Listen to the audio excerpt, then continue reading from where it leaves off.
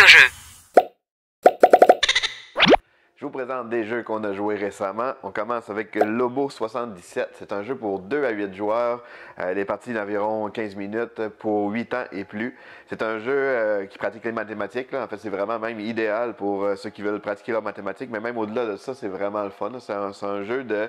En fait, on a des cartes dans nos mains et à notre tour, on doit ajouter une carte. La face, il ne faut jamais dépasser 77 et il ne faut jamais faire des chiffres là, comme 55, 66, 77 là, aussi. Fait qu'il va falloir jouer comme ça. Fait que si à mon tour, comme là, on est à 10, fait qu'à mon tour, je rajoute une carte, fait que je vais dire 8, fait que là, ça va faire 18. Fait que le prochain joueur va avoir des cartes dans ses mains et il va rajouter une carte. Fait que là, je pourrais dire, là, on est à 18, là, on serait à 29, comme ça.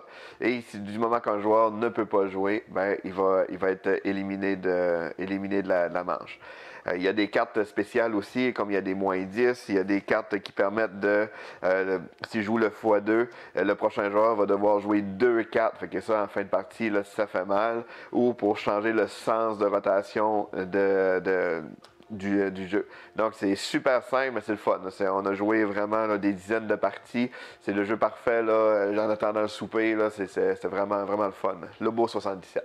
On a aussi essayé Non Merci, qui est un jeu pour 3 à 7 joueurs, les parties de 15 à 20 minutes pour 8 ans et plus. C'est un jeu d'enchères, d'une certaine façon, puis de gestion de main.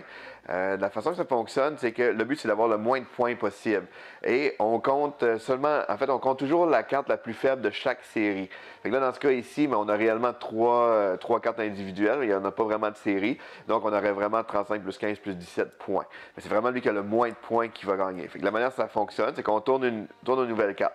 Fait que si, dans ce cas-ci, c'est un 31, bien là, comme dans mon cas, moi, je la veux pas vraiment dans ce cas-ci. Fait que je dois mettre un des jetons de ma main dessus. Le prochain joueur, s'il la veut pas, ben, il peut mettre un jeton dessus. Puis le joueur suivant, mais il trouve ça intéressant ou qu'il a seulement juste besoin de jetons, mais il peut prendre les jetons et prendre la carte qu'il va mettre devant lui. Là, il va dévoiler une nouvelle carte. Ce joueur-là, ben, le 16, il le veut vraiment pas. Mais dans mon cas, moi, je le voudrais vraiment parce que ça m'aide à faire une suite. Fait que si je décide je gagne le jeton ici, je prends la carte.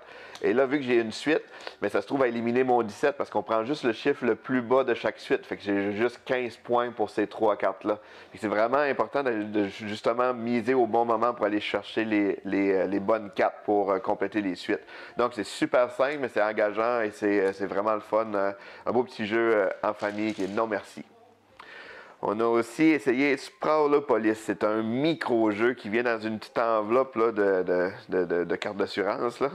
Fait que c'est toutes les cartes à leur dos ont des objectifs. Fait qu'au début de la partie, on va piocher des cartes au dos pour faire des objectifs. Fait que les parties sont très différentes d'une partie à l'autre. Et dans notre main, on va avoir des cartes qui ressemblent à ça avec des quartiers.